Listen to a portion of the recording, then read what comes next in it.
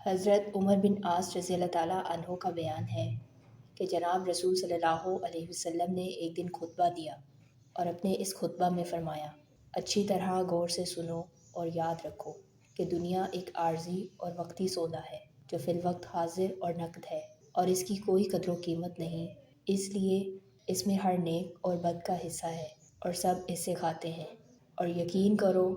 آخرت اپنے مقررہ وقت پر آنے والی ہے اور ایک اٹل حقیقت ہے، اور مکمل اقتدار کا مالک حقیقی اس میں لوگوں کے اعمال کے مطابق جزا اور سزا کا فیصلہ کرے گا۔ یاد رکھو ساری خیر، خوشگواری اور اس کی تمام قسمیں جنت میں ہیں، اور سارا شر، دکھ اور اس کی تمام قسمیں جہنم میں ہیں۔ بس خبردار خبردار، تم جو بھی عمل کرو اللہ تعالیٰ سے ڈرتے ہوئے کرو، اور ہر عمل کے وقت آخرت کے انجام کو اپنے پیش نظر رکھو، اور یقین کرو تم اپنے اعمال کے ساتھ اللہ تعالیٰ کے حضور پیش کیے جاؤ گے۔ بس جس شخص نے ذرا برابر بھی کوئی نیکی کی ہوگی وہ اس کو دیکھ لے گا، اور جس نے ذرا برابر بھی کوئی برائی کی ہوگی وہ اس کو بھی دیکھ لے گا۔